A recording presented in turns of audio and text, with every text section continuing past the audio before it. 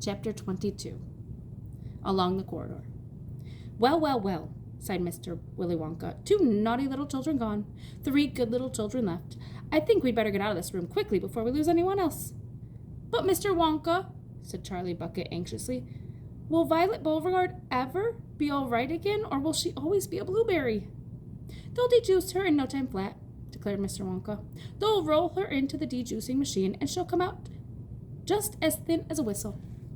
But will she still be blue all over? Asked Charlie. She'll be purple, cried Mr. Wonka. A fine, rich purple from head to toe. But there you are.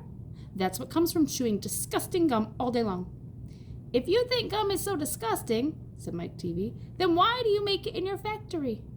I do wish you wouldn't mumble, said Mr. Wonka. I can't hear a word you're saying. Come on, off we go. Hurry up. Follow me. We're going into the corridors again. And so saying, Mr. Wonka scuttled across the far end of the inventing room and went out through a small secret door hidden behind a lot of pipes and stoves. The 3 remaining children, Veruca Salt, Mike Teavee, and Charlie Bucket, together with the 5 remaining grown-ups, followed after him. Charlie Bucket saw that they were now back in one of those long pink corridors with many other pink corridors leading out of it.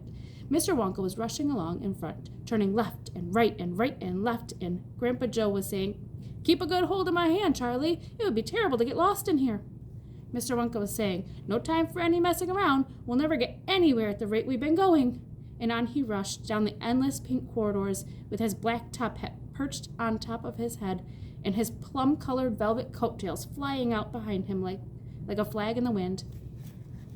They passed another door, then another, and another. There were doors every 20 paces or so along the corridor now, and they all had something written on them. And strange clanky noises were coming from behind several of them, and delicious smells came wafting through the keyholes, and sometimes little jets of colored steam shot out from the cracks underneath. Grandpa Joe and Charlie were half running, half walking to keep up with Mr. Wonka, but they were able to read what it said on quite a few of those doors as they hurried by. Edible marshmallow pillows, it said on one. Marshmallow pillows are terrific, shouted Mr. Wonka as he dashed by. They'll be all the rage when I get them into the shops. No time to go in, though. No time to go in. Lickable wallpaper for nurseries, it said on the next door. Lovely stuff, lickable wallpaper, cried Mr. Wonka, rushing past it. It has pictures of fruits on it.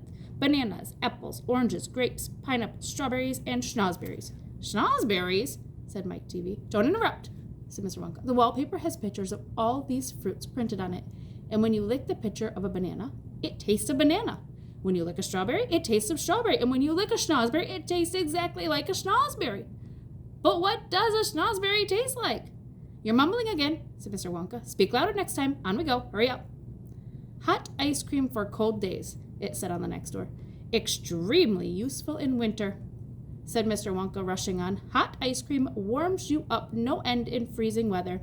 I also make hot ice cubes for putting in hot drinks. Hot ice cubes make hot drinks hotter. Cows that give chocolate milk, it said on the next door. Ah, my pretty little cows, cried Mr. Wonka. How I love those cows. But why can't we see them? Asked Veruca Salt. Why do we have to go rushing on past all these lovely rooms? We shall stop in time. In time, called Mr. Wonka. Don't be so madly impatient. Fizzy lifting drinks, it said on the next door. Oh, those are fabulous, cried Mr. Wonka. They fill you with bubbles, and the bubbles are full of a special kind of gas, and this gas is so terrifically lifting that it lifts you right off the ground, just like a balloon, and up you go until your head hits the ceiling, and there you stay. But how do you come down again? Asked little Charlie. You do a burp, of course, said Mr. Wonka. You do a great, big, long, rude burp, and up comes the gas, and down comes you. But don't drink it outdoors. There's no knowing how high you'll be carried if you do that. I gave some to an Oompa Loompa once out in the backyard, and he went up and up and up and disappeared out of sight. It was very sad. I never saw him again.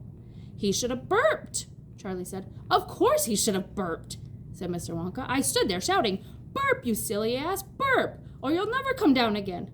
But he didn't, or couldn't, or wouldn't, I don't know which. Maybe he was too polite. He must be on the moon by now. On the next door it said, "Square candies that look round." "Wait!"